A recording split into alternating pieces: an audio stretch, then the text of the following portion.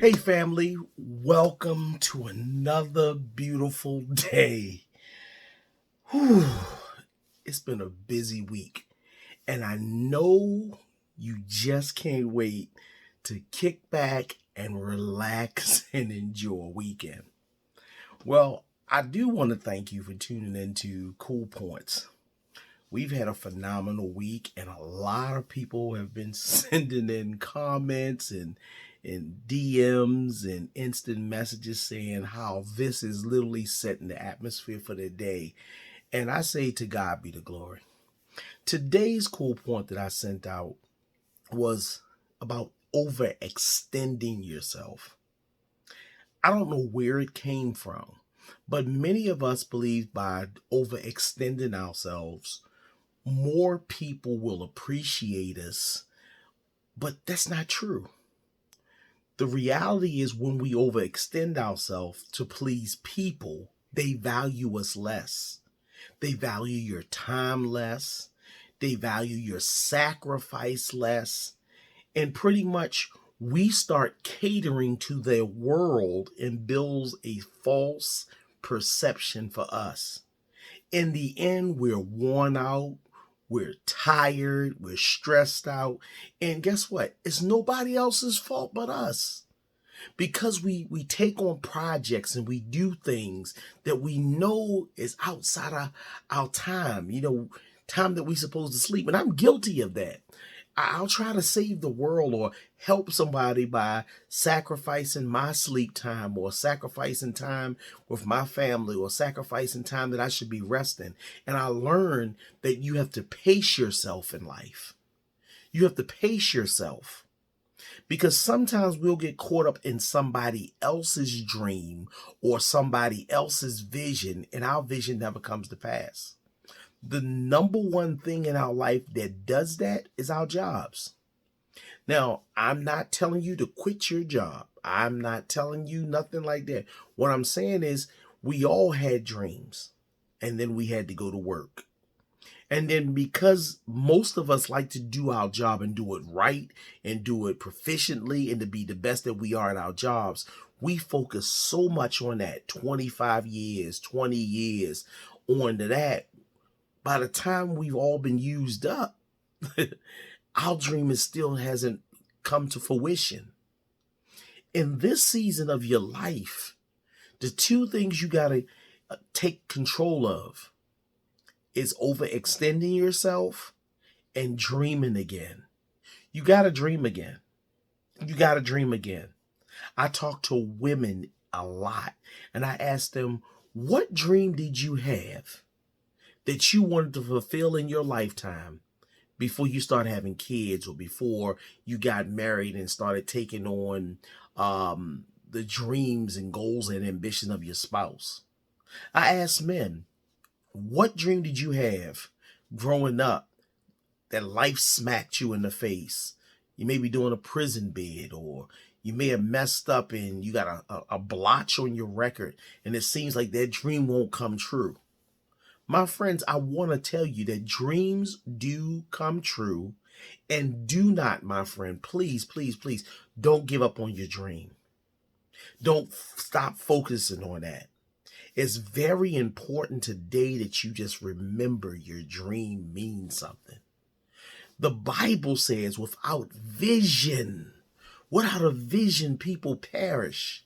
You wonder why the crime rate is so high in impoverished and systematically destroyed areas. It's because dreams were killed. Dreams were killed.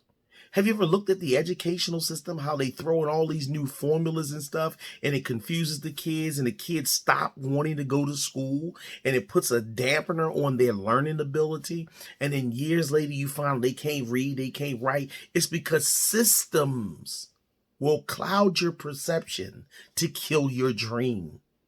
I remember growing up, and I remember there was a time in school when I was in kindergarten. I remember this. And they said, what do you want to be when you grow up? They gave us crayons, they gave us paper, and we sat down and drew out what we wanted to be. I saw people had police, some people said astronauts, Some people said doctors, firefighters. We were just doing all kinds of stuff. And the teacher would get you to come up in front of the class and tell them what you wanted to be.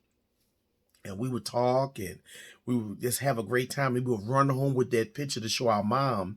And then our mom would take that same picture and put it on the refrigerator.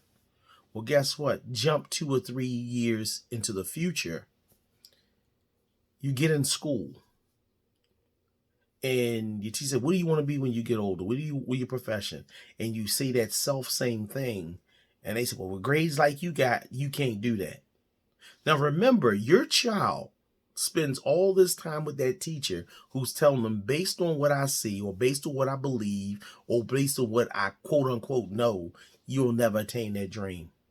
So when you kill that child's dream, that child will never walk into the all because you tell them what they can't do. And they're subjugated to that over and over and over. They're conditioned by that negative environment. And we trust the teacher to do it. That's why I tell people, don't overextend yourself. Give that time to your children. Water your plants. Water your seeds. Tell them how good they are. Build a circle of positivity. Build a circle of love and encouragement and catering so those children know that, yes, I can. Yes, I can make a difference. Yes, I can do it. I can do all things through Christ who strengthened me. I'm talking to some of you adults right now because now you were once that child who had a dream. And some adult told you you couldn't do it because of a grade.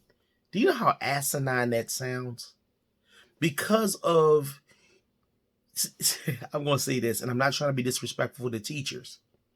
But our school systems are a summation of simply what can you remember during test time? What can you remember? Our school systems are so focused on testing that our kids are not learning. It's not fun. I grew up with teachers made reading fun, writing fun, social studies fun, history fun, that I was just great and I became a better student because it was fun. But that's what happens when we overextend ourselves. I'm talking to some of y'all out there. You got 2 and 3 jobs and you convinced yourself that you have to work these jobs to provide a better life for your child, your children, your seeds. And the reality is the more time you spend away from somebody else is raising them. And they're raising them based on their own principles. So you may give them the world, but what are you really getting in return? I've heard so many people say I grew up and I had very little, but I had love and I had a mom who was there.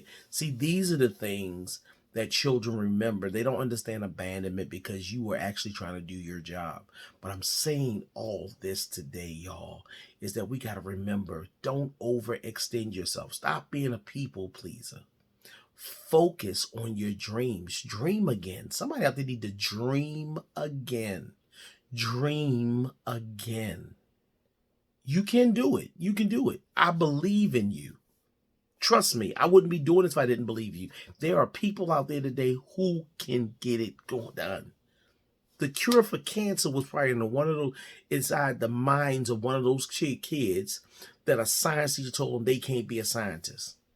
That some adult told them they can't be a doctor. Your father wasn't nothing. Your mama wasn't nothing. And you gonna be nothing. And they killed some cures. My job today is to resurrect those dreams.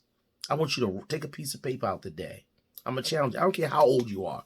You could be 20, you could be 30, you could be 60, you could be 90. Take out a piece of paper and write down your dream. Then I want you to do me a favor. Write down your dream.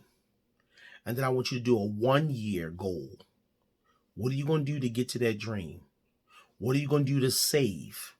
How many books you're going to read to perfect yourself in that year? Then I want you to do a 3-year. What are you going to do to get to that 3 years? What 3 years should look like? I want you to do a 5-year. What 5-year look like? How many books you done read? What you should be doing? It's very important because your dream will never come true unless you start doing it. Start doing it.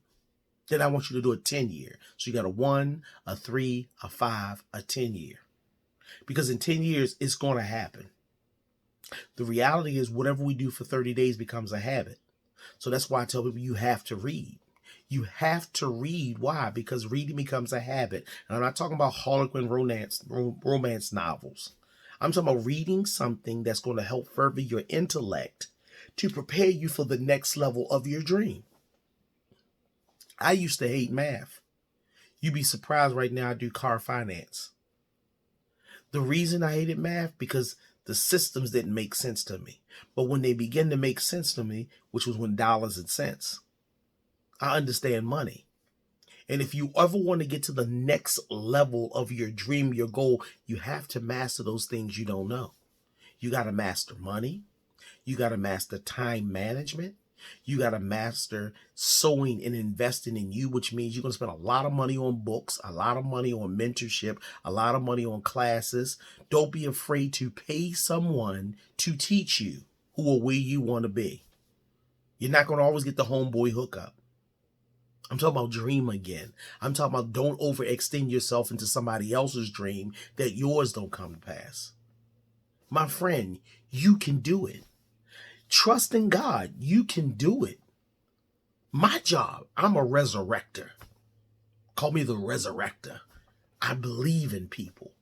I see past that hard persona you put up because you were hurt because you couldn't live your dream. You couldn't live it. It didn't come to pass, and then you just stuck with sour life, and you live day by day, month by month, year by year, and your life is passing you by. You only got one life, and you got to live it to the fullest. So today, start today. Say to yourself, today, I shall live and not die. My dreams will live and not die. I'm not going to allow people, places, and things to take my time from me. I'm not going to be working somebody else's dream and allowing mine to fade away. Because this is the day that the Lord has made. I will rejoice. I'm not going to talk negative. I'm not going to worry about what I can't change. I will rejoice, thanking God, and be glad in it. It is good that you are alive, my friend, because every day above ground is a blessed day. You got to believe that. Don't allow people in your circle, in your cipher. Don't allow those people to make you curse time or curse your day. I'd rather cut ties with people, cut ties with places, cut ties with things, and enjoy my life than to do. I'm telling you, nobody's worth that. No one is worth you cursing the gift of life that God has given you. Well, I'm not out of time. Well, I'm out of time, but I'm never out of word. I hope this cool point hits home. I hope you appreciate it. I hope you apply it today. Dream again. Get that paper out. Write your dreams down. 1 year, 3 year, 5 year, 10-year goal. Save your money. Save your time. Don't overextend yourself. And watch the glory of God take your life. When you start valuing, the Bible says if you're faithful over a few things, over a few minutes of time. You can't read an hour, read 15 minutes. If you're faithful over those 15 minutes, God will give you the opportunity of getting more. And the more and more you do it, the more blessed your life will be. Well, I'm Matt Bradby. Please tune in tomorrow for another Cool Point Live. Do me a favor. If you haven't already did it, click the subscribe if you're on YouTube. Subscribe today. Click the bell icon so you can be reminded every time I go live. If you're on Facebook or Instagram, like this and please share this post. Somebody needs to hear this. These messages come from my heart, and I believe they've been inspired by God to help you live the best life you can be. That's right. Every day, 8 a.m., I'm on social media. I'm on YouTube to help you live the best life you can be. Remember, there's nothing more powerful than a made-up mind. I love you, and I'll see you tomorrow. Peace and blessings.